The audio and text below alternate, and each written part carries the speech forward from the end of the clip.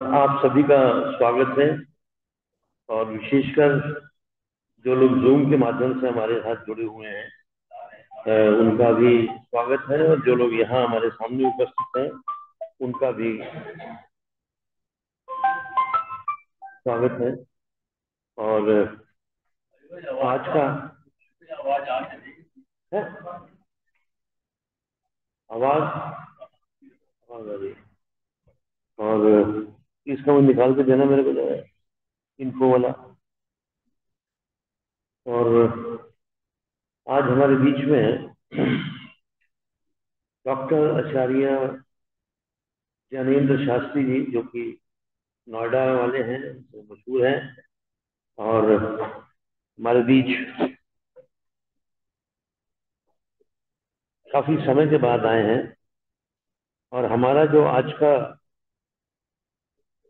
विषय है, भारतीय संस्कृति में भारतीय संस्कृति में पारिवारिक परंपरा, family traditions in Indian culture. ये अब हमारे जो भी आगे आएंगे, उनमें इसी प्रकार का कि इंग्लिश का कोई पढ़ के आ जाए कि भाई बात कोई दूसरी बता रहे हैं। अगले से अगले सप्ताह जन्माष्टमी के उपलक्ष्य में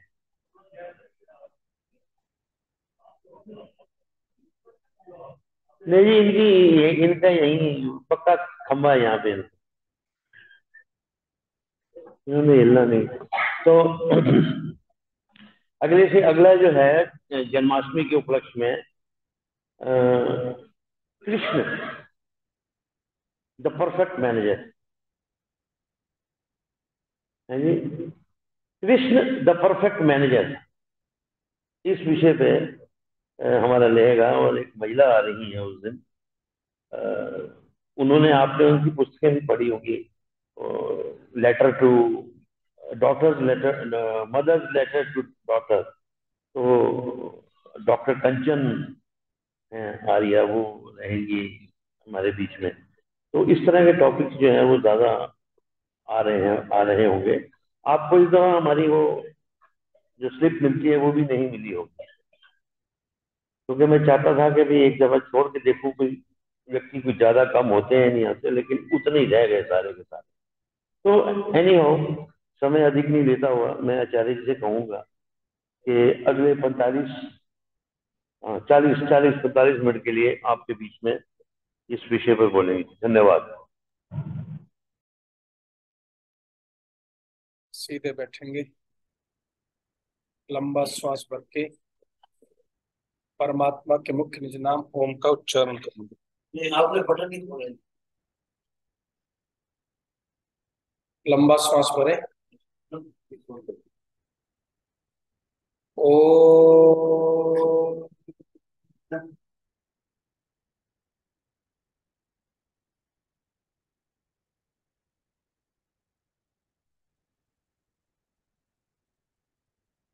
एक बार पुनः, ओ।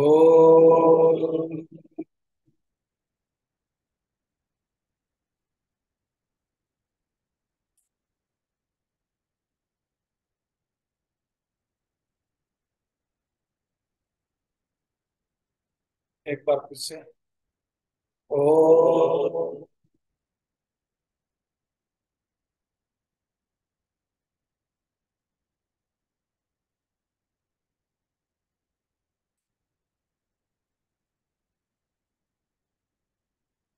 अग्न आया ही बीतये, गृणानो अभ्यदातये, निहोता सत्शिव ऋषि।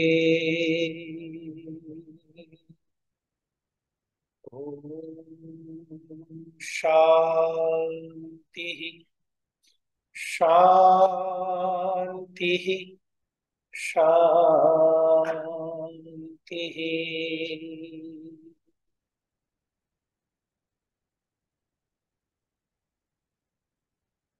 आदर और सम्मान के योग्य इस आर्य समाज के समादरणीय प्रधान, जिनका व्यक्तित्व अत्यंत प्रेरणाओं से भरा हुआ है, पुरुषार्थ के जो प्रतीक हैं और आर्य समाज को नई गति दे रहे हैं, आदरणीय श्री अजय चौहान जी। आर्य समाज की पीढ़ी दर पीढ़ी जो परिवार सेवा कर रहा है, अपने पूज्य पिताजी द्वारा जो धर्म ध्वजा उन्होंने विश्व भर में फहराई, उस धर्म ध्वजा को और ऊंचाइयों पर ले जा रहे टंकारा ट्रस्ट के सम्मानित महामंत्री, आर्य समाज के महामंत्री, अनेक संस्थाओं, डीएवी की सभी संस्थाओं के इस समय अपने विभिन्न पदों को अलंकृत कर रहे आर्य समाज के गौरव आदरणीय अजय सहगल जी। और ये मुझे बहुत खुशी होती है कि जब अगली पीढ़ी भी आकर के उनके आर्य समाज में बैठती है, अपना योगदान देती है। वंदनीय, अभिनंदनीय, और जिनके रोम रोम में आर्य समाज है, माता पिता के संस्कारों को जिन्होंने बखूबी आगे बढ़ाया है, आदरणीय इंदु चौहान जी। इस आर्य समाज के समादरणीय धर्माचार्य श्री रामचंद्र शास्त्री जी, सभी सम्मानित पदाधिकारीगण और मेरे प्रिय पवन शास्त्री जी। पिछले बार मैं किसी फंक्शन में आया हुआ था तो आदरणीय श्री आनंद चौहान जी ने कहा कि अचानक एक वक्ता की अनुपस्थिति में आदरणीय इंदु चौहान जी ने भी बात मुझे बताई कि आपके शिष्य को अचानक कहा गया और उसने हमें निराश नहीं किया, अचानक कहने पर भी धारा प्रवाह बोला। तो एक गुरु को इससे ज्यादा प्रसन्नता नहीं होती जब उसका शिष्य उन्नति करता है। तो इसमें आप लोगों की बहुत बड़ी भूमिका है। मैं हमेशा ये कहता हूं कि एक भी आपने विद्वान को आश्रय देकर की समाज के लिए तैयार कर दिया, आप नहीं जानते वो कितना काम कर जाता है। सभी उपस्थित भद्र पुरुषों, वंदनीय मातृशक्ति, थोड़ा सा ध्यान से सुनते चलेंगे, आनंद लेंगे चर्चा का कि आज जो हमने रखी है बात की भारतीय संस्कृति में पारिवारिक परंपरा। देखिए, आप सब जानते हैं कि तो इसमें हमारी कथाएं हैं। एक ऋषभ देव की है कि उनके बेटे थे भरत चक्रवर्ती, उनके नाम के कारण से इस देश का नाम भारत पड़ा। दूसरा, आप जानते हैं कि दुष्यंत और शकुंतला के पुत्र थे भरत, उनके नाम से भारत पड़ा है। इसका नाम मूल रूप से महर्षि दयानंद सरस्वती ने, और जो हमारे शास्त्रों में है वो है आर्यवर्त। और एक छोटी नन्ही बालिका सोफिया भी हमारे बीच में आ गई है अपने माता पिता के साथ। एक बार तालियों से जरा इसका दोस्त नहीं, प्रथम आगमन हुआ है सोफिया का, बड़ी प्रसन्नता की बात है और चर्चा करेंगे। मैं आपको ये कह रहा था कि भारत के कारण से भारत नाम पड़ा। संक्षिप्त में एक चीज आपको सिखाता हूँ, समझ में आ जाए तो ठीक है, नहीं तो इधर से उधर निकालने में तो कोई परेशानी है ही नहीं। महर्षि दयानंद ने एक बात कही कि कर्म भ्रष्ट और धर्म भ्रष्ट तो हो ही गए, कम से कम नाम भ्रष्ट मत बनो। अपने आर्य हो तो उसी के साथ जुड़े रहो। अभी मुझे बड़ा दुख भी हुआ कि स्वामी, आपको बता रहा हूँ, करंट अफेयर भी चर्चा होनी चाहिए। स्वामी राम भद्राचार्य जी टीवी पर थे और हमारे राहुल देव जी टीवी पर थे, और चर्चा ये हुई कि हिंदू शब्द तो कहीं है ही नहीं, और उसमें सब कुछ होते हुए भी उसे बेचारे को बोलने नहीं दिया। क्या समस्या तो यहाँ है ना। राम भद्राचार्य जी का कद आज इतना ऊंचा है, उन्होंने जो कह दिया उसी को प्रमाण मान करके बात आगे बढ़ गई। उन्होंने कहा मधु वाता रितायते मधु क्षरंति सिंधवा। एक जगह इसमें हिंदवा शब्द मिलता है। मैं उसकी जगह आता तो मैं कहता इसका अर्थ की फिर फिटिंग बता दे कैसे बैठेगी।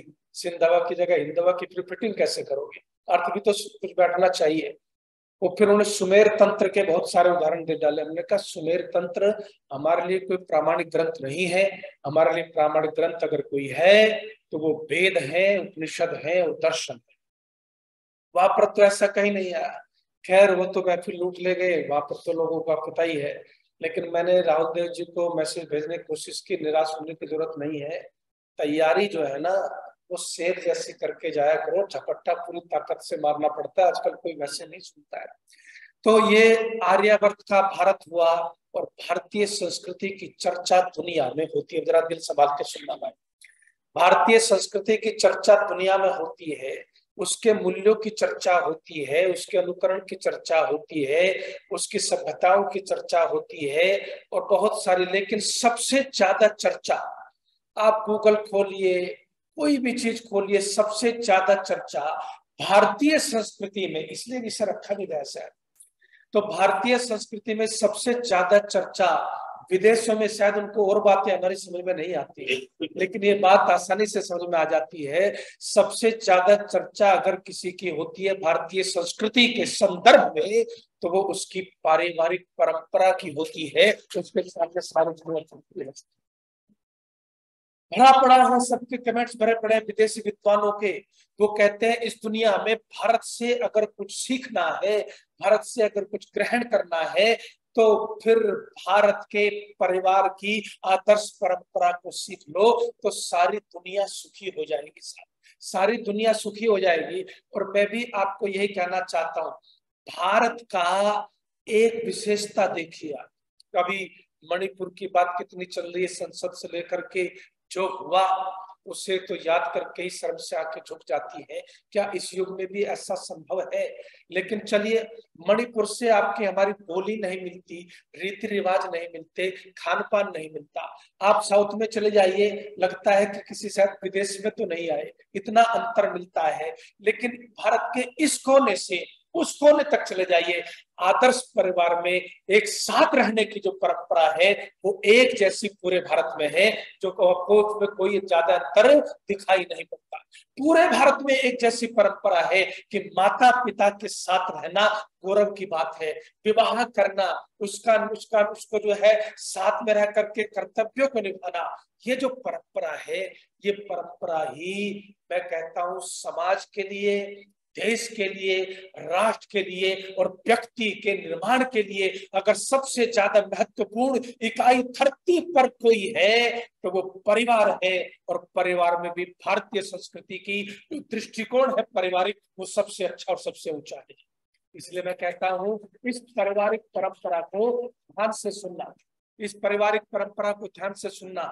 विदेश के लोग आश्चर्य करते हैं जी, वो कहते हैं कि 8-8, 10-10 लोग एक जगह रहते हैं, कई कई पीढ़ी एक जगह रहती है, एक जगह खाना खाती है, एक दूसरे का ख्याल रखती है, एक दूसरे की चिंता करती है। इससे ज्यादा खूबसूरत जो है दुनिया में कुछ हो नहीं सकता। और इसी से बनता है आदमी, इसी से व्यक्ति का निर्माण होता है। देखिए, एक बात मैं बताऊं, परिवार से अभी आपने राम कथा रख ली है, हालांकि मेरे अपने विचार ओपिनियन जो है वो दूसरे अलग है, उसको कहने में भी कोई बुरा नहीं, मैं किसी का विरोध नहीं करता, लेकिन अपनी बात जरूर कहता हूं। और समाज का जो उद्देश्य है ना, वो उद्देश्य है वेद का प्रचार और प्रसार करना। वेद के प्रचार में कृष्ण उपस्थित होंगे, वेद के जैसे मैं अभी कर रहा हूं, तो राम भी आएंगे, कृष्ण भी आएंगे। वेद के प्रचार में दयानंद भी उपस्थित होंगे, वेद के प्रचार में राम भी उपस्थित होंगे। क्योंकि मुझे एक आदमी ने, मैं गया, उसने कहा आचार्य जी यहाँ पर ज्यादा बात ऋषि दयानंद की करना, ज्यादा बात वेदों की करना। मैंने कहा क्यों भाई? कहने लगे हमारे अलावा उनकी कोई और बात करने वाला नहीं है, बाकी की बातें तो दुनिया भी कर ही रही है। तो मैं आपको ये कहता हूं कि वेद आता है तो सब इकट्ठे हो जाते हैं। और परिवार की परंपरा का आदर्श कैसे पनपता है, इसको थोड़ा सा अलंकार में सीखिएगा। वाल्मीकि रामायण का थोड़ा सा चैप्टर 3 पे जाके पढ़ लेना। जब कौशल्या जो है राम को विदाई देती है वनवास में जाने के लिए, राम को विदाई देती है तो उसके लिए प्रार्थना करती है, क्योंकि माँ का हृदय तो माँ का हृदय है, वो आशंकित है कि जो महलों में रहा मेरा बेटा है, सब सुख सुविधाओं में पला मेरा बेटा है, वह बेटा अगर इस समय कहीं जा रहा है तो छोटी मोटी यात्रा पे नहीं जा रहा, बल्कि वन पे निकल पड़ा है, वन की यात्रा पे निकल पड़ा है। तो वो कहती है कि जो जंगल में भयानक सर्प है ना, उनसे भगवान तेरी रक्षा कर। जो जंगल में भयानक सर्प है उनसे भगवान तेरी रक्षा करे, जो जंगल में हिंसक जंतु हैं उनसे भगवान तेरी रक्षा करे, जो जंगल में कांटे हैं, जो जंगल में बिहड़ता है उससे भगवान तेरी रक्षा करे। और कहते कहते बहुत सारी चीजों से आशीर्वाद देती है, प्रार्थना करती है, और फिर एक बात कहती है, वो बात कमाल की है साहब। बस उस बात को आप समझ जाएंगे तो परिवार की परंपरा का महत्व आपको समझ में आएगा। कहती है कि फिर राम, फिर भी तुम अपने पथ पर ही चलना, चाहे बेशक जंगल में चलना। बोले कौन सा पथ है मेरा, कि जब फिर भी तुम अपने पथ पर चलना, निष्कंटक होकर के चलना, बेधड़क होकर के चलना अपने पथ पर। बोले कौन सा पथ है, वो पथ है सत्य का, वो पथ है धर्म का। जहां भी चलो लेकिन सत्य के और धर्म के पथ पर आगे बढ़ते चलो, तो तुम्हारा रास्ता होगा। इस राम को किसने बनाया साहब, इस राम को बनाने वाली उसकी मां कौशल्या है। ये है परिवार। राम वैसे नहीं कोई बन जाता, कृष्ण वैसे नहीं कोई बन जाता, कोई वैसे परफेक्ट मैनेजर नहीं बन जाता। उसको बनाने वाले उससे भी बड़ा परफेक्ट मैनेजर वो परिवार होता है, जिस परिवार में वो रहता है। और इसलिए मैं कहता हूं ये जो परिवार की परंपरा है ये छोटी परंपरा नहीं है, सबसे अद्भुत है ये। और यहाँ पर कहा, हमारे यहाँ तो ऋषियों ने ये कह दिया, पुत्रे नप्त्रिभिर मोदमानो स्वस्थ, कि अपने नाती के साथ, पोते के साथ खूब खेल भाई, आनंद मना। अब देखिए पोती आई है तो दादा जो है वो अलग ही चेहरे पर चमक आ गई, पोती को देख के आएंगे ना साथ। कहते हैं पोती के साथ, नाती के साथ खूब खेल, और तेरा मन करे सन्यास ले मत ले, लेकिन घर में पूरी जिंदगी तू नाती पोते के साथ खेलता हुआ उनको संस्कार देता रहे, उनको धर्म की शिक्षा देता रहे, तो बोलो तू किसी सन्यासी से कम नहीं रहेगा। आगे बढ़, ये कोई छोटी भावना नहीं, ये परिवार की कोई छोटी भावना नहीं है। और इसलिए मैं कहता हूं परिवार जब होता है, परिवार की इस संरचना में किस किस का योगदान होता है, तब व्यक्ति जाकर के राम बनता है। किस किस का योगदान होता है, तब व्यक्ति जाकर के उसका निर्माण होता है। बिना परिवार के समाज अधूरा, बिना परिवार के जिंदगी अधूरी, बिना परिवार के राष्ट्र अधूरा। सबसे महत्वपूर्ण अगर आपके जीवन में कुछ है तो वो आपका परिवार है। मैंने आनंद जी से पूछा, हमारे समाज के बड़े अच्छे कार्यकर्ता थे, कहाँ चले गए भाई हैं? बोले भिलाई पहुंच गए यार, चलते चलते पंचकुला ट्रांसफर हुआ बेटे का, अब भिलाई हुआ। मैंने कहा छोड़ दो यार, यहीं पर वानप्रस्थ में आ जाओ। बहुत बढ़िया उत्तर दिया, वानप्रस्थ आश्रम में तो आ जाता, मेरे लिए वो आसान था, लेकिन मेरे बेटा भी और मेरी बहू भी दोनों नौकरी पे जाते हैं आचार्य, दोनों नौकरी पे जाते हैं। पीछे रहती है मेरी अकेली पोती, अगर मैं अपनी पोती को ही ना संभाल पाया तो फिर जिंदगी का क्या लाभ था। इसलिए मैंने सारी ताकत अपनी पोती को अच्छा इंसान बनाने में लगा दी है। मैंने कहा इससे खूबसूरत कुछ होता नहीं है साहब। और ये खूबसूरती पारिवारिक परंपरा में है, जहाँ विवाह होता है। देखिए दूसरी जगह जो है ना, वो विवाह बड़े शॉर्टकट में होते हैं। आजकल वैसे समस्या हमारे सामने भी है सागल साहब, जहां भी जाते हैं तो वो क्या कहते हैं, वो कहते हैं कि थोड़ा सा आचार्य जी क्या कर दो, शॉर्टकट कर दीजिए, थोड़ा सा छोटा कर दीजिए। लेकिन एलिजाबेथ ने कहा कि भारत में अगर पति पत्नी एक दूसरे से इतना प्यार करते हैं, भारत के बच्चे अपने माता पिता से इतना प्यार करते हैं, वहां एक दूसरे पर वो जान न्यौछावर करते हैं, तो उसमें सबसे बड़ी भूमिका भारत में उस वैदिक संस्कार की है, जो घंटों बैठा करके अग्नि के सामने कराया जाता है और उनको शिक्षा दी जाती है। इसलिए संस्कार बहुत महत्वपूर्ण हो जाता है। विवाह का संस्कार, इस विवाह के संस्कार में क्या कुछ नहीं सिखा दिया गया, लेकिन इस आज को आदर चलते हैं। मैं आपको थोड़ा सा भारत की बात शुरू की तो थोड़ा सा आगे ले चलता हूँ। जिस समय भारत से भारत बन गया, लेकिन उसकी माँ थी ना शकुंतला, वो महर्षि कण्व के आश्रम में रहती थी। कभी कभी दर्शन से अलावा, मैं लोगों को अपने वक्ताओं को समझाता हूँ, कभी कभी कविता भी पढ़ लिया करो यार, कभी कभी साहित्य भी पढ़ लिया करो, कभी एक आध बार उपन्यास भी पढ़ लिया करो। तो दर्शन वाले इतने सूखे हो जाते हैं कि दूसरे को भी रूखा करके निकल जाते हैं। तो मैंने कहा साहित्य का पढ़ना, भाषा का पढ़ना बहुत जरूरी है। उसी से निकलता है व्यंग, उसी से निकलता है भाषण, उसी से निकलता है उपदेश। तो कहते हैं शकुंतला, अभिज्ञान शकुंतलम में 4 श्लोक है साहब, श्लोक चतुष्टयी कहा जाता है इसको। तो कण्व जो है, जब शकुंतला वहां से चलने लगती है ना, तो उसको पिता की तरह से उपदेश करते हैं।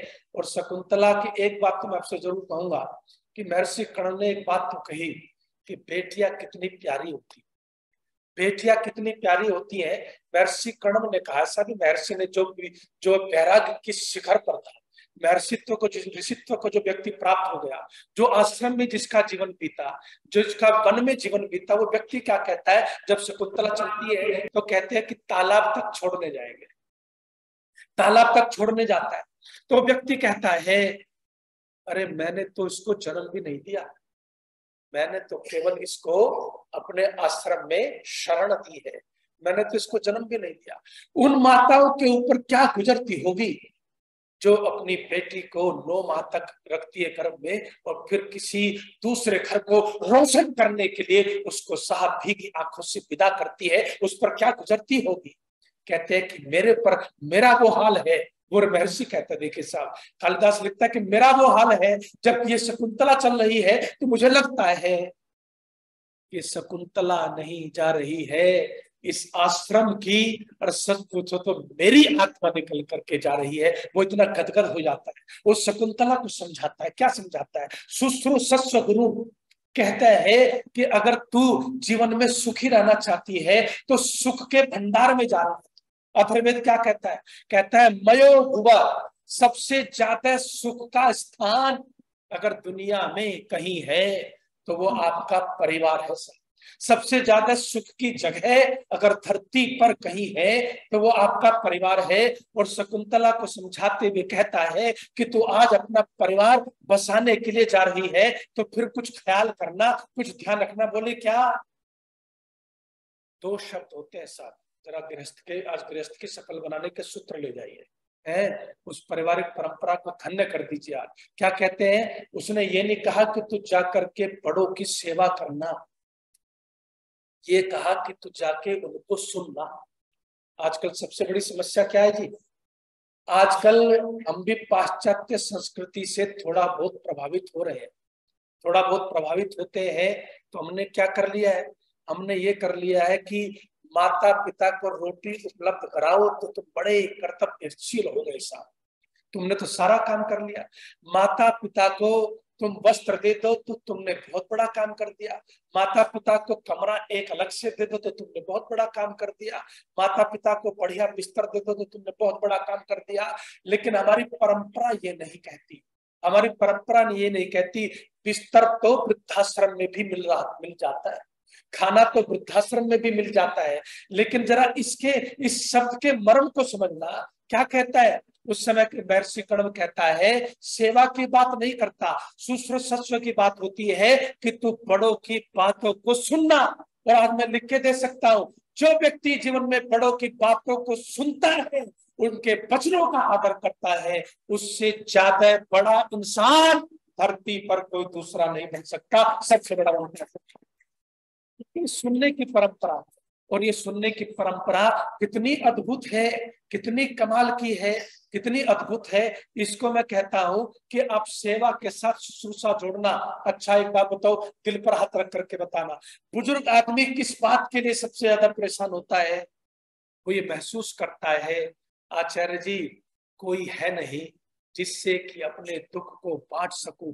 बच्चे आते हैं तो शाम को थके हारे होते हैं, सो जाते हैं, कोई सुनने वाला नहीं। इसलिए कहते हैं कण्व कि सुनना सीखो। और वैसे भी मैं आपको बता दूं, दुनिया में सुनने वाला सबसे ज्यादा कामयाब व्यक्ति होता है जो कथा ध्यान से सुने, प्रवचन ध्यान से सुने, उपदेश ध्यान से सुने, कक्षा में जाए तो टीचर का जो है लेक्चर ध्यान से सुने। जो भी ध्यान से सुनता है उसकी सफलता की 100% गारंटी है साहब। इसलिए कहते हैं सुनना बहुत जरूरी है। और इसलिए कहते हैं कि जो तुम्हारे घर में बुजुर्ग रहते हैं, हमारे यहाँ तो बहुत कमाल की एक बात कही है महर्षि मनु ने। क्या कहा कि घर में रहने वाले बुजुर्गों की से अगर तुमने पीठ फेर ली ना तो तुमसे ज्यादा अभागा धरती पर कोई दूसरा नहीं। तो यदि तुम उनके चरणों में जाकर के बैठ जाते हो, उनकी खुशी के लिए दिन में एक भी काम करते हो, तो महर्षि मनु कहता है तुमसे ज्यादा भाग्यशाली इंसान इस धरती पर कोई दूसरा नहीं। उनके लिए कुछ करना चाहिए, ये चीज सिखा करके भेजता है। और क्या कहता है जो तुम्हारी सेवा करते हैं। अभी दिल्ली में पति पत्नी की पिटाई हुई, अगर आपने देखा हो, इसलिए पिटाई हुई कि उनकी सेवा करने वाली जो लड़की थी ना, उसकी पिटाई वो करते थे। और ह्यूमन राइट्स पर एक जगह मैं बोल रहा था, तो आपको थोड़ा सा बता भी देता हूँ ऋषिदान ने क्या लिखा। ऋषिदान क्या कहते हैं इस बारे में? अरे महर्षि कण्व कितने हजारों साल पहले विचार शाकुंतल में कह के गए कि जो सेवा करते हैं उनसे प्यार करना, उनका भी ख्याल रखना, और जो घर के पति के मित्र हैं, भाई हैं, उनका ख्याल रखना, सास और उसके बराबर के जो लोग हैं उनका ख्याल रखना, उनकी बातें सुनना, और जो सेवा करते हैं उनकी बातें भी सुनना। महर्षि दान ने तो यहाँ तक लिख दिया कि जितना प्यार तुम अपनी आंखों से करते हो, जितना प्यार तुम अपने चेहरे से करते हो, जितना प्यार तुम अपने हाथों से करते हो, उतना प्यार उनसे भी करना जिनके हाथ तुम्हारी सेवा में रात दिन जुटे रहते हैं, रात दिन लगे रहते हैं। बहुत अद्भुत है। आगे लेकर के चलता हूं। जिस समय ये होता है शुश्रूषा, सुनना इसको कहते हैं। जिस समय बुलाया गया राम को और कहा कि बन जाओ, तो उस समय लक्ष्मण ने एक प्रस्ताव दिया। प्रस्ताव बड़े कमाल का है। लक्ष्मण ने एक प्रस्ताव दिया। प्रस्ताव क्या दिया? प्रस्ताव ये दिया, खर दूषण का वध कर करके आए हो, धनुष टांगे फिरते हो, किसी काम का है धनुष ये तुम्हारा? किसी काम का ये धनुष? विद्रोह नहीं करते, अन्याय की बात करते हो, धर्म की बात करते हो, घर में अन्याय हो रहा है, विद्रोह नहीं करते तुम, किस लिए धनुष टांगे फिरते हो? ये साहब इसको कहते हैं परिवार, इसको कहते हैं संस्कार। यहां से निकल के आता है परिवार की संस्था का ही राम नहीं बन सकता बिना परिवार के। मैं लिख के दे सकता हूं, किसी आश्रम में राम पैदा नहीं होता, किसी आश्रम में और पैदा नहीं होता। ये राम, ये कृष्ण, ये लोग तो अगर कहीं पैदा होते हैं तो उसका नाम परिवार। तो क्या कहा कि अच्छा घर में अन्याय हो रहा है, धनुष उठाओ ना, सब पब्लिक तुम्हारे सामने है। तो राम ने कहा कि किसके खिलाफ धनुष उठाओ? बोले पिताजी के खिलाफ उठा।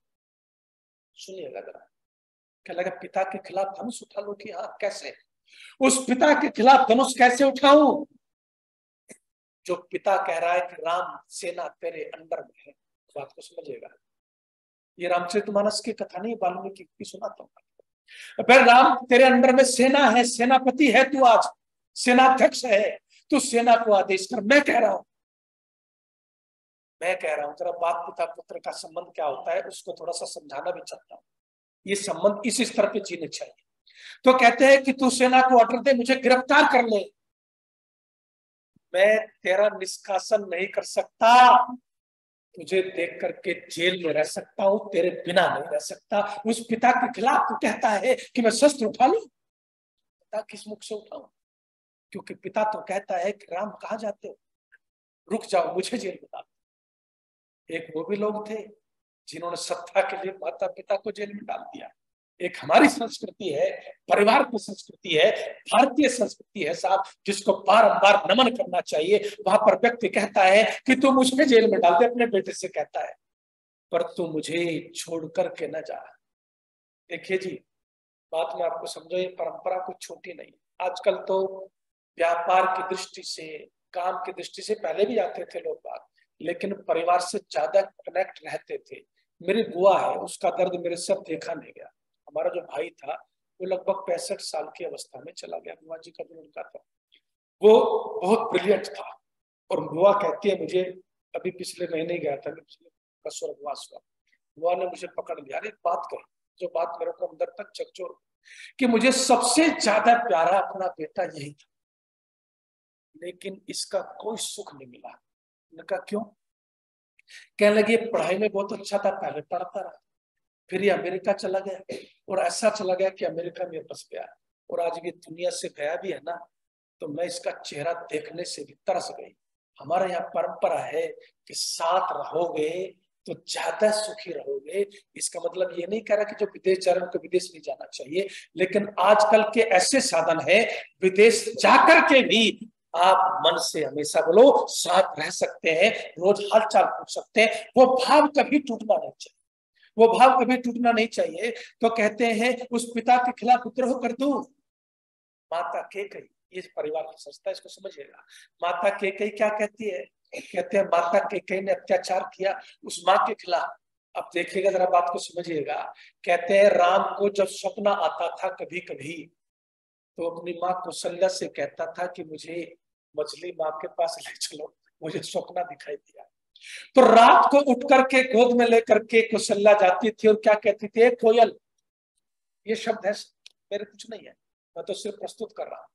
कहती है एक कोयल, तेरा बेटा जो है ना तेरे सोने के चक्कर में सो नहीं रहा है, ये तेरे पास सोएगा, मेरे पास नहीं सोएगा। इसको तो आदत पड़ गई तेरी, तेरे ही सपने देखता है, तेरी बहादुरी के किस्से सुनता है, तेरे ऊपर ही जो है ये है, तेरे साथ खेलता है, तो ले तू संभाल इसको। रात के 12 बजे कहता है जिस माँ की गोद में जाकर के सो गया, मैं निश्चित होके उसके खिलाफ शस्त्र उठा लू क्या? फिर कहता है भरत जिसका कोई दोष, इस दुनिया में पहला ऐसा व्यक्ति है साहब जिसका दोष नहीं प्रायश्चित कर रहा है, उसका नाम है भरत। जिसका कोई दोष नहीं प्रायश्चित कर रहा है उसका नाम भरत है। तो कहते हैं कि क्या बताइए इस भरत के खिलाफ। अब बात को समझिएगा साहब। तो भरत के खिलाफ जब बात आई तो उस समय कह दिया कि एक बात तो बता, तो भरत के खिलाफ शस्त्र उठाऊं? उस भरत के खिलाफ कहते हैं पाप भी जिसके नजदीक कभी नहीं जाता, ऐसे पवित्र भाई के खिलाफ अगर मैं शस्त्र भी उठाऊं तो बोलो कैसे उठाऊं? ये परिवार के साथ। इसलिए मैं कहता हूं ये जो आदर्श परिवार की परंपरा है, ये जो वैदिक परंपरा है भारतीय संस्कृति में, इससे अद्भुत कुछ नहीं, इससे ऊपर कुछ नहीं। और इसलिए हमारे ऋषियों ने क्या कह दिया? सबसे बड़ा कुछ है तो परिवार, सबसे ऊपर कुछ है तो गृहस्थ है, इससे ऊपर इससे बड़ा दुनिया में कुछ नहीं। हमारे बीच में महान विभूति, आर्य जगत की महान विभूति है। मेरे लिए तो व्यक्तिगत जीवन में इनका बड़ा प्यार है। एक बार जोरदार तालियों से श्री आनंद चौहान जी का स्वागत है। जहां आप मंत्र मुग्ध थे ना, और बिल्कुल मैं देख रहा था कि पलक झपक भी नहीं रहे हैं, आपकी दृष्टियां वहीं पर पहुंच जाए। तो भरत कहता है, जब लक्ष्मण कहता है कि शस्त्र उठा ले, अन्याय तो तेरे घर में हो रहा है, धनुष टांगे घूमता है, तो कहता है पिता के खिलाफ कैसे शस्त्र उठाऊं? वो तो खुद कहता है कि मुझे जेल में डाल दो। माँ के खिलाफ कैसे शस्त्र उठाऊं? उसकी गोद में खेला हूं मैं। और फिर कहता है भाई जिसके खिलाफ जो है तुम शस्त्र उठाने को कहते हो ना, फिर मैं उसको कैसे उसके खिलाफ उठाऊं? पाप भी उसको छोड़ करके चला जाता है। अलंकार में तुलसीदास ने इसको कैसे खींचा, वो थोड़ा सा और सुन लीजिए साहब। अलंकार में तुलसीदास जी कहते हैं कि देवताओं ने कहा कि राम को वन में भेजना है, ये अलंकार है। लेकिन इस अलंकार का केवल उतना भाग समझना जो अलंकार भी, तो इसलिए मैं कहता हूँ साहित्य पढ़ना भी बहुत जरूरी है। वाल्मीकि इतिहास है और रामचरितमानस काव्य है। काव्य तो अपनी काव्य की भाषा में बात करेगा। कहते हैं कि देवताओं ने कहा कि तुम कैकेयी की बुद्धि भ्रष्ट कर दो, कैकेयी की बुद्धि भ्रष्ट कर दो। फिर देवताओं ने कहा कि तुम जो है मंथरा की बुद्धि भ्रष्ट कर दो, तो कहते हैं मंथरा की बुद्धि सरस्वती ने भ्रष्ट कर दी। और जब मंथरा की भी बुद्धि भ्रष्ट हो गई, कैकेयी की भी बुद्धि भ्रष्ट हो गई, तो फिर भरत चल पड़ा भाई को लेने। तो देवताओं में खलबली मच गई। बोला राम भावुक है और सारी प्लानिंग धरी रह जाएगी रावण तक पहुंचने की।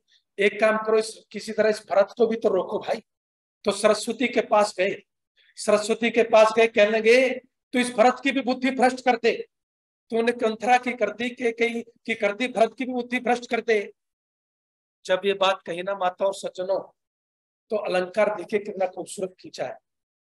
तो कहते हैं कि उस समय जब ये बात कही तो कहते हैं सरस्वती ने कहा देवताओं से, मैंने कैकेयी की बुद्धि भ्रष्ट कर दी, मैंने मंथरा की बुद्धि भ्रष्ट कर दी, लेकिन मैं भरत की बुद्धि भ्रष्ट नहीं कर सकती। बोला क्यों? कहता है कि इसका प्रेम अपने भाई के लिए इतना सच्चा है कि उसमें कोई पाप बोलो प्रवेश कर ही नहीं सकता। जिस समय कैकेयी जाती है तो राम को नहीं मर्यादा का पता, क्या मर्यादा पुरुषोत्तम है राम, राम को मर्यादा का नहीं पता। राम को मर्यादा का पता है कि कौशल्या माँ के पहले पैर छूने चाहिए, पहले पैर छूने चाहिए, कौशल्या माँ को प्रणाम करना चाहिए। लेकिन जब कैकेयी जाती है तो राम जानते हैं कि कई जो है इस समय अपराध बोध से ग्रस्त है। और आज आपको एक बात और समझा देता हूँ, बहुत चिंता होती है हम सब लोगों को भीड़ की। ये जरूरी नहीं कि भीड़ हमेशा ठीक हो। राम से सीख लो साहब, अभी बता दूंगा थोड़ी देर में। ये जरूरी नहीं कि भीड़ हमेशा ठीक हो, जनमत हमेशा सही हो, ये जरूरी नहीं होता। अगर ये जरूरी होता तो फिर तो दयानंद तो बिल्कुल ही गलत हो जाते। जरूरी नहीं होता ये कैसे हुआ उसको चलते आगे। तो जब कैकई जाती है तो सबसे पहले राम भाग करके कैकई से मिलते हैं। कौशल्या पीछे, सब पीछे, कैकई से मिलते हैं ऐसा। और जब कैकई से मिलते हैं तो फिर कैकई से बातचीत होती है और वो कहती है कि मैंने ये किया, वो किया, फलाना किया, वो किया। तो कहते हैं माँ तू तो निरर्थक चिंता में पड़ी हुई है, तूने कुछ नहीं किया, तू तो निरर्थक चिंता में पड़ी हुई है। और कैकई उस समय क्या कहती है, वो मांगती है राम से, कहती है कि बस मुझे अब कुछ नहीं चाहिए, जो गलती हुई सो हुई, लेकिन ये जो तेरा भाई है ना, ये भरत, इसको समझा दे, मुझे माँ के पद कहने से वंचित न करे, ये मुझे माँ कहकर जो बुलाता है, इसको थोड़ा सा समझा। ये संस्कृति कितनी अद्भुत है। और राम क्या कहते हैं, राम ने भरत को कुछ नहीं कहा। राम ने भरत को कहा तू अपनी माँ को अपराधी मानता है, मैं तुझे कभी कुछ नहीं कहता।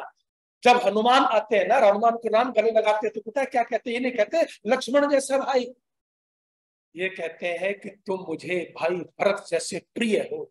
उस प्रिय भाई भरत को क्या कहते हैं, देख अगर तुम माँ का सम्मान नहीं कर सकता तो फिर तू मेरा प्रिय भाई बोलो नहीं हो सकता।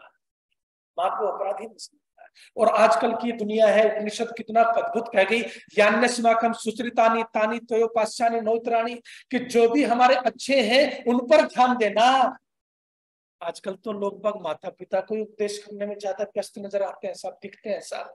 कहते हैं कि इस दुनिया में बड़ा आदमी भी गलत हो सकता है, तो कहता है कि उसकी बुराइयों की तरफ ध्यान न दे करके गुरु में भी कमी हो सकती है। क्या ब्रजानंद जी में पूर्णता, ब्रजानंद जी की कई कमियां ऋषिदान ने बाद में दूर करवाई, लेकिन उनकी तरफ गए क्या, उनके जो अच्छाइयां थी उसको सारा जीवन में उतार लिया सारा। तो कहते हैं कि बड़ों का सम्मान करने से परिवार जो है वो बहुत बड़ा भी होता है और सुखी भी होता है। मयो भुआ कहता है उपनिषद, कहते हैं अथर्ववेद का ये मंत्र है, वयो भव ऊर्जस्वंतः पयस्वंतः, कहते हैं कि सबसे ज्यादा सुखी धरती पर कोई है, इमे गृहा, वो तुम्हारा घर है।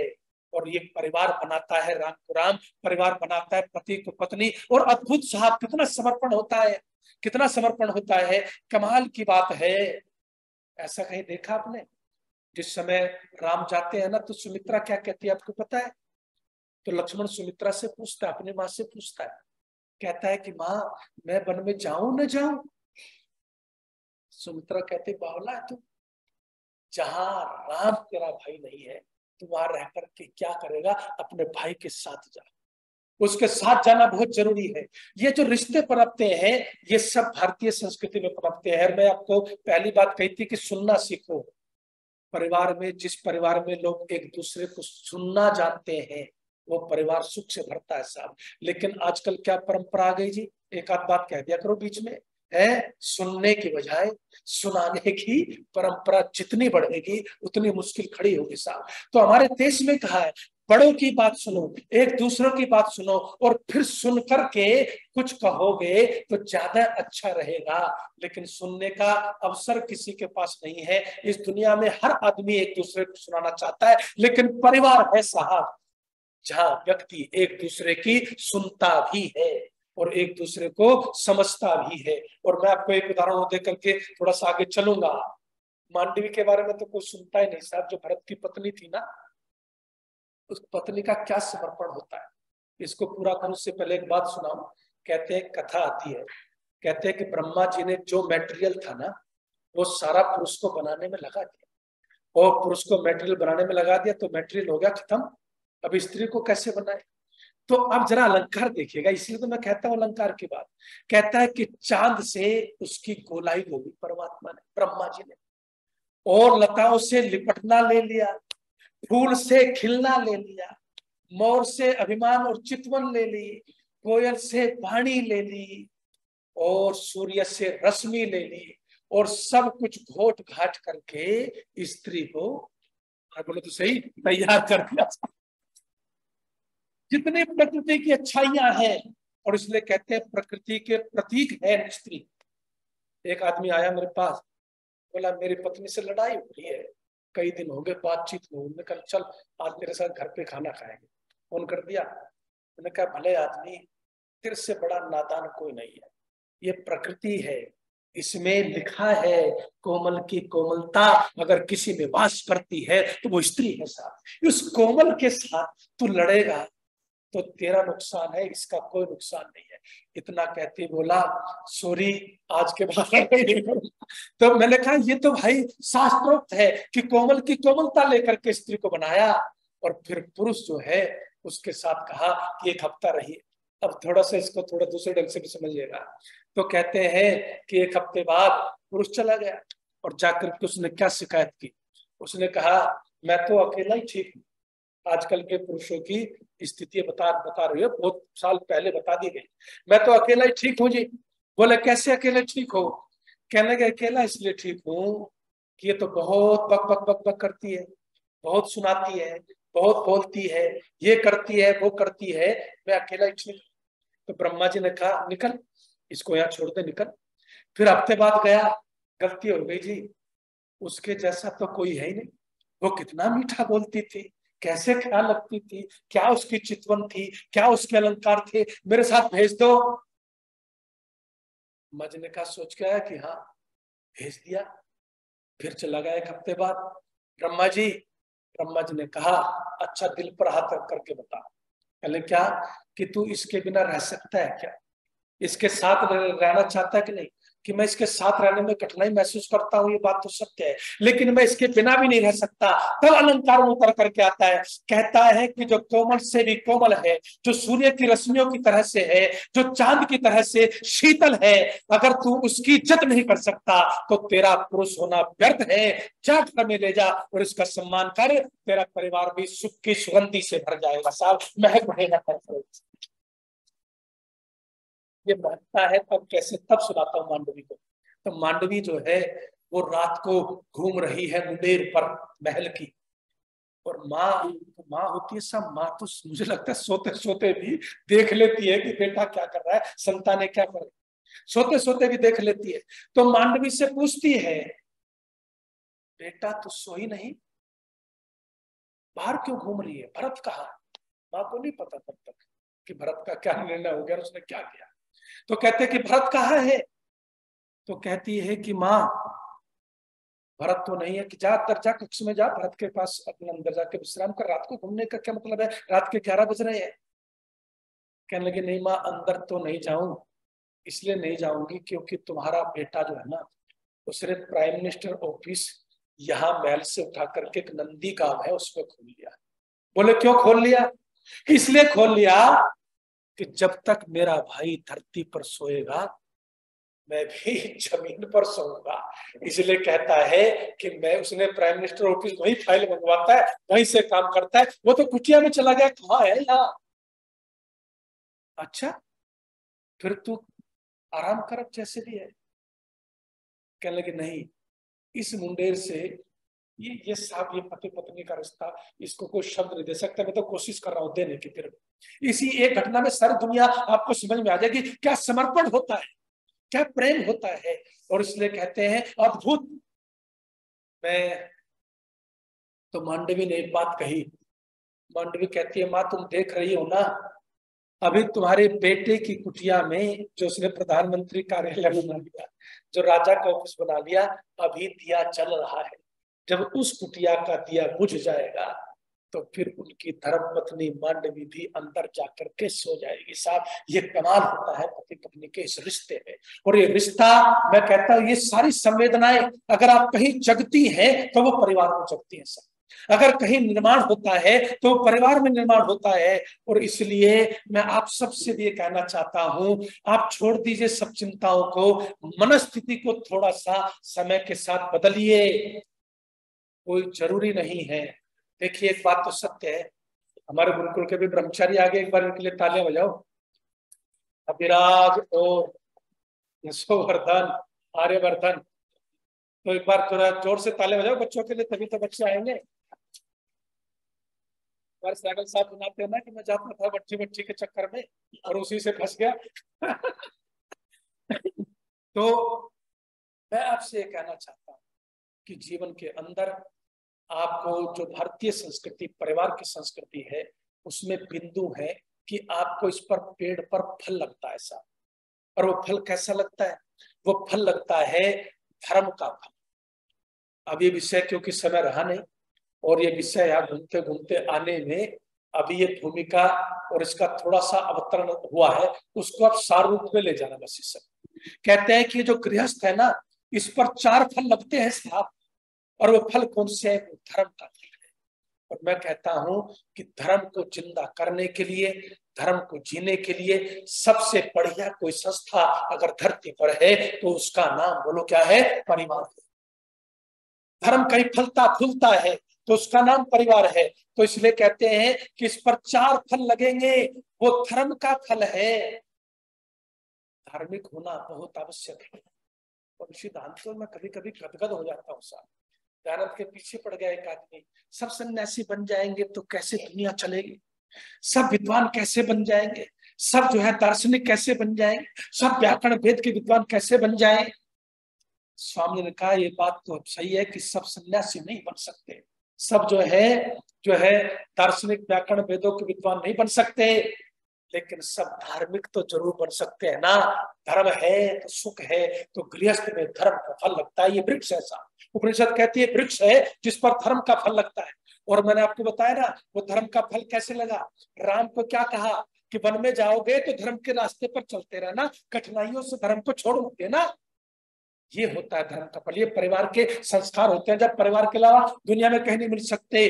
अर्थ का फल कहते हैं कि अर्थ जो है ना, उसको भी कभी कम मत आंकना, धन भी उपार्जित करना बहुत आवश्यक है।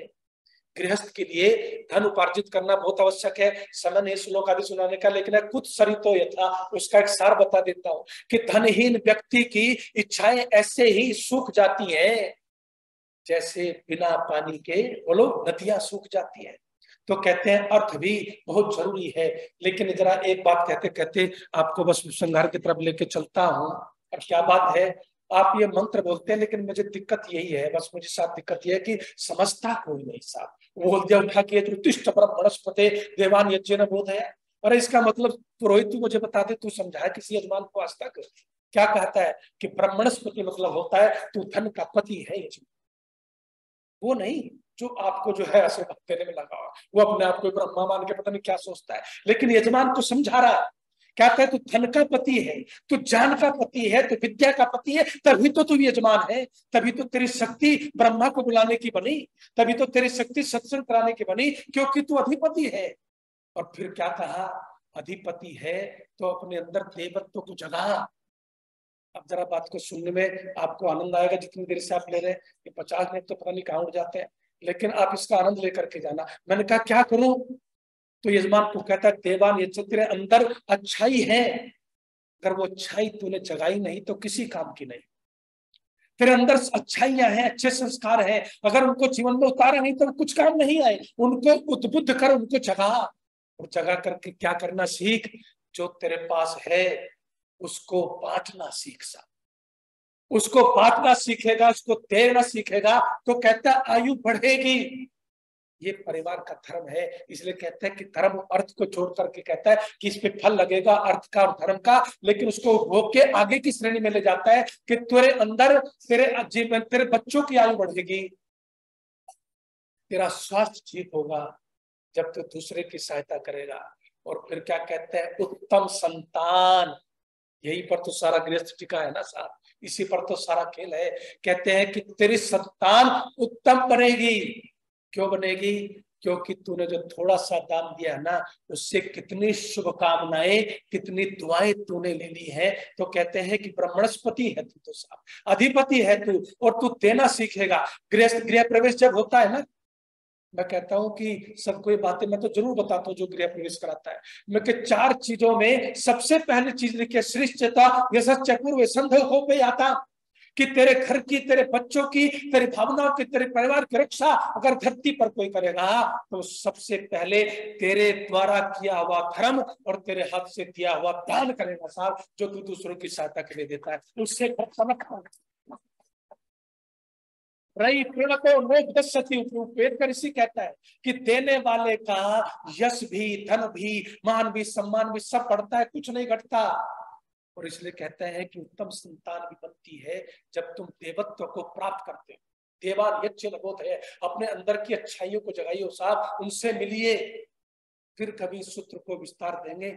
अभी तो जो समय मुझे आवंटित किया था वो समय जो है हो गया है। और मैं अब आपकी दोनों घड़ी अलग अलग चल रही है, मैं तो इधर वाली देखिए, मैं क्या करूँ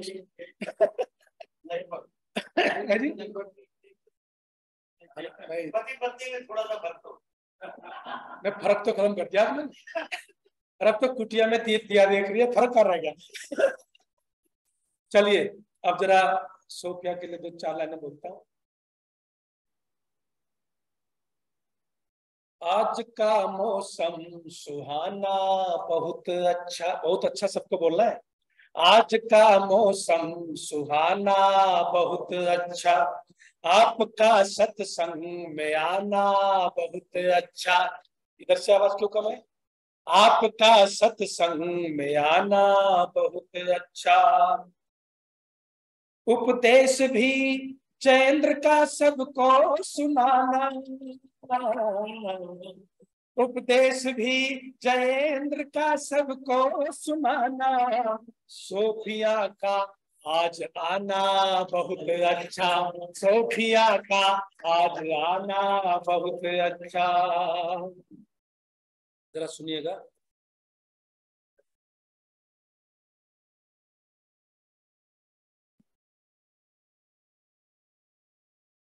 कुछ और भी कागज था क्या कि दूसरे पे लिखा गया था? 4 लाइनें और थी। चलिए नहीं तो दोबारा बोल देता हूँ, लेकिन कापी रखी थी क्या? एक बार बोलिए। आज का मौसम सुहाना, नहीं ठीक है मिल गया। यज्ञ में है सोफिया बड़े मन से आती। 4 दिन की थी तो तस्वीर मैंने देखी है जी, 4 दिन की थी तो यज्ञ में शुरू कर दिया। यज्ञ में है सोफिया बड़े मन से आती, रोज मन से ये प्रभु को रोज ध्याती, रोज मन से है प्रभु को रोज ध्याती। आर्य समाज के आंगन में आज लोगों,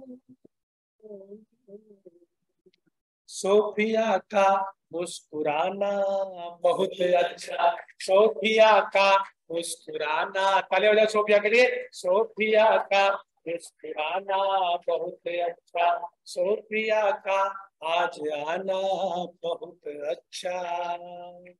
पूरे परिवार को, डॉक्टर कुमार चौहान जी को, चेयरपर्सन नमिता चौहान जी को और आप दोनों को, पूरे परिवार को बहुत बहुत शुभकामनाएं। सोफिया इसी तरह से संस्कारों के साथ अपने जीवन की उन्नति के शिखर पर पहुंचे। एक बार फिर से तालियां।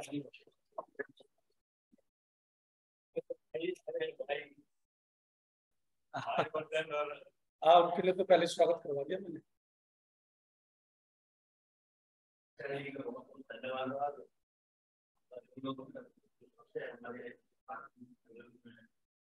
उनके लिए बता दूं कि अभी जो कविता पढ़ी जा रही थी, आर्य समाज के प्रधान जी की पोती आज पहली दफा हमारे इस प्रांगण में आई, तो उस वजह से ये थोड़ी कविता आपको सुनाई गई है। परिवार के बारे में बातचीत चल रही थी। अब हमारा एक्सपीरियंस तो कुछ और है। पिताजी के साथ 5 जनरेशन हम इकट्ठे A419 में रहते रहे, और अगर इधर अनंत परिवार, चौहान परिवार को देखो तो 4-4 जो है वो पीढ़ियां जो है वो सारी इकट्ठी होती रही, ठीक है ना जी। और एक वहां पे वो है चौहान विथी, मेरे हिसाब से उससे पहले चौहान चौक होना चाहिए। उसी चौक में सारे के सारे भाई, सारे परिवार इतने नजदीक हैं टेलीफोन सामने से सामने बात कर लो, कितना मजेदार एटमॉस्फेयर रहता है वहाँ पे। तो ये कुछ एक चीजें ऐसी हैं, बहुत से ऐसे परिवार हैं दिल्ली में जो आर्य समाज से जुड़े हुए हैं, और वहाँ इस प्रकार की तरीके से लोग रहते हैं और सारा प्यार रहता है। और ये जो अभी बातें चल रही थी, ये सारे एक्सपीरियंस जो हैं वो हमने लिखे हुए हैं, एक्सेप्ट के ईस्ट। ना हमारे पास सीता है, ना हम राम है, तो इसलिए कुछ ना कुछ तो होता रहता है कि अब कहने को तो बहुत कुछ चीजें हैं, लेकिन मेरे हिसाब से पति पत्नी आपस में कभी नाराज नहीं हुए या किसी बात पे एक मत नहीं है, ये नहीं हो सकता। लेकिन एक दिन 2 दिन में मामला ठीक हो जाता है, लेकिन वो खट्टा मीठा जो उदाहरण चलते रहते हैं ना जी, वो होने बड़े जरूरी हैं। अदरवाइज परिवार में रहना भी बड़ा मुश्किल है। एक जैसा ही जो मैंने कहा, उन्होंने बात मान ली, तो वो मजा ही नहीं है। मैंने कुछ कहा और बात मनाने में थोड़ा कुछ स्टाइल लगा, कुछ ये लगा, वो एक होना जाना भी बहुत जरूरी है। एनी हाउ, तो मैं आचार्य जी से कहूँगा कि वे आए और जन्म दिवस वाले कौन, और विशेषकर सोफिया आ जाई है तो उसका भी थोड़ा आर्यवर्धन है या उसकी जरूरत, वो हो गया जैसे वापस अपना बर्थडे करती, उसके बाद में बच्चों की चॉकलेट पाती। आज हम सब चौहान की पोती मुझे पता है, हमारे आयुष्मान आर्यवर्धन चौहान जी का जन्म दिवस और हमारे श्रीमान आलोक मित्तल जी का जन्म दिवस, मीना शाही जी का जन्म दिवस, डॉक्टर अशोक चौहान साहब के पौत्र और इनके सुखद सफल मंगलमय शतायु की कामना हम सब करते हैं। आदरणीय हमारे आशीष चौहान साहब और श्रीमती मुक्ता चौहान जी अपनी सुपुत्री को लेकर के आए हैं और आदरणीय आचार्य जी ने हम सब की तरफ से बहुत बहुत आशीर्वाद दिया और बहुत सारे संस्कार करने का अवसर आशीष जी ने मुझे दिया, जो बचपन के संस्कार थे। तो आशीष जी का फोन आता था प्रधान जी से पहले ही, आचार्य अब ये पुष्पन संस्कार होगा, सीमंतोलन संस्कार होगा, तो बहुत सारे जो बचपन के संस्कार हैं, मुझे बहुत अच्छा लगता था कि आशीष जी स्वयं कहते कि आचार्य जी आना है। तो बाद में प्रधान जी से बात होती थी तो मैंने कहा आशीष जी ने मुझे बता दिया। तो ये संस्कार आदरणीय श्री आनंद चौहान जी और ये बड़ों के द्वारा आए। अभी सुन रहे थे ना आपके, अच्छी बातें होती रहती हैं, धार्मिक एक्टिविटीज होती रहती हैं, उसका बड़ा प्रभाव होता है। तो ये परिवार तो ऋषिदयान जी के अनुसार महाभाग्यशाली परिवार है। ऋषिदयान जी लिखते हैं महाभाग्यशाली परिवार।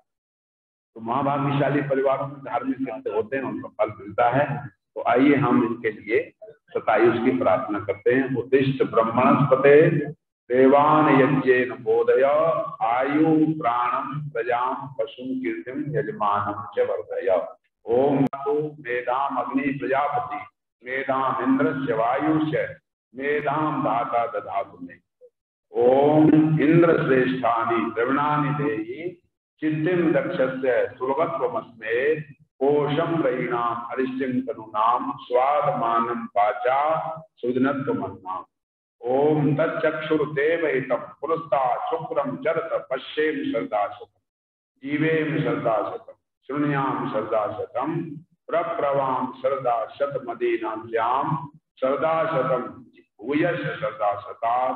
ईश्वर आपको शतायु पर्यंत लॉन्ग लाइफ, अच्छी हेल्थ, अच्छी आदतें विकसित करने की शक्ति दे, भक्ति दे, श्रद्धा दे, वेद प्रचार, धार्मिक कार्य, आर्य समाज के कार्य आगे बढ़ाने की आपको शक्ति दे। आयुष्मान आर्यवर्धन चौहान जी के लिए डॉक्टर चौहान साहब के, अशोक के चौहान साहब के पौत्र हैं और सबके लिए हमारे जन्मदिन मना रहे सबके लिए बहुत बहुत साधुवाद, धन्यवाद, आशीर्वाद।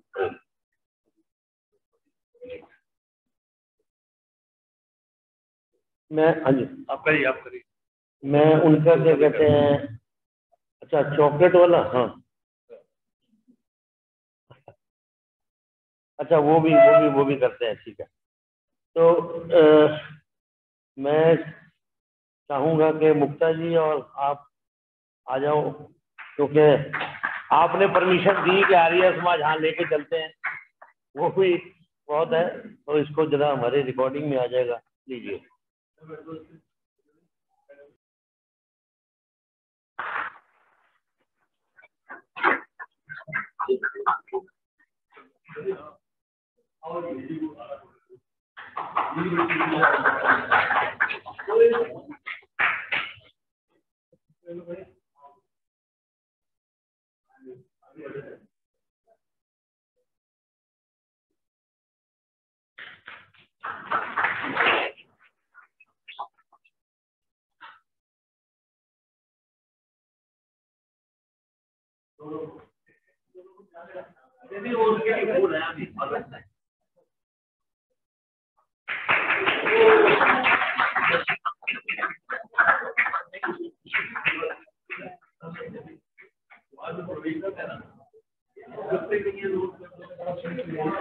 जी वो फूलों वाला ले आओ, इधर बांट सबको, बांट इधर आगे से बांट।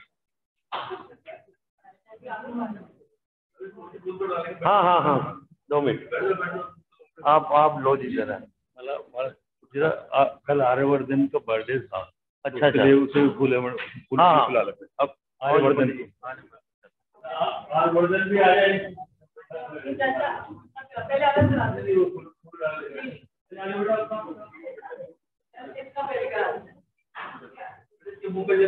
हाँ वो उतार लो, ये थोड़ा नहीं, वो जो गोल्डन है वो भी चुभ रहा होगा। कृपया आप सब पुष्प लेके आगे आ जाएंगे, पुष्प लेकर के आगे आ जाएंगे।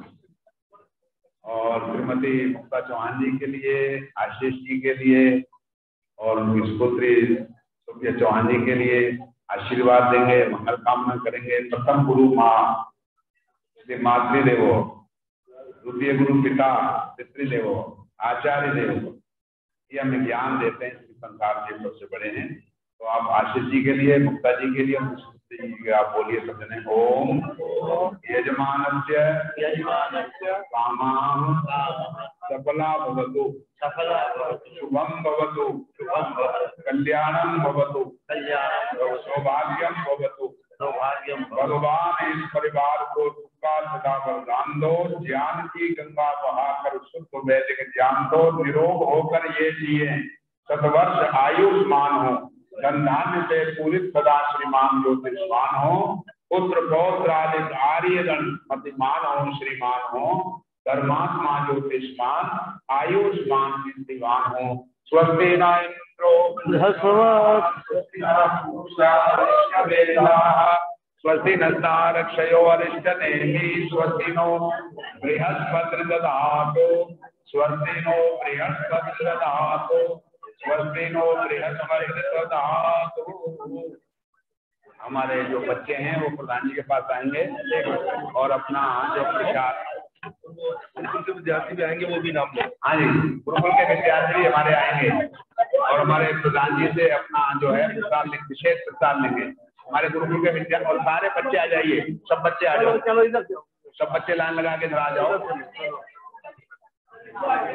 ये आ गया जी, एक इधर लो, चलना तू भी। हाँ बच्चे आ जाओ, आते जाओ। ये बच्चों को चॉकलेट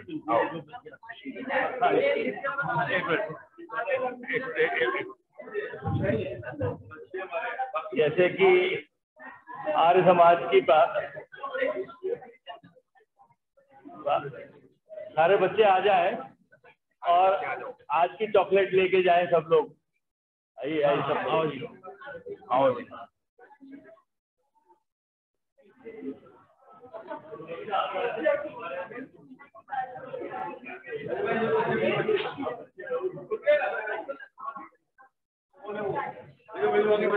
आगे आ जाओ, आगे आ जाओ। हाँ अंदर रहेगा जी।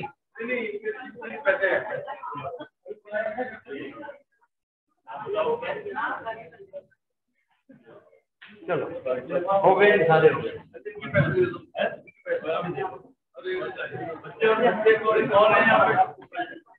आओ भाई आओ।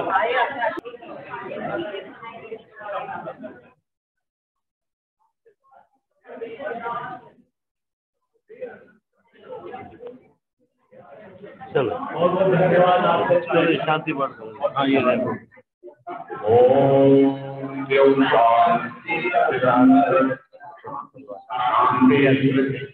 शांतिरापाशांतिरोदया शांति वनस्पतया शांति देवा शांति ब्रह्म शांति सर्वं शांति शांतिरेव शांति सामा शांतिरेहि। ओम शांति शांति शांति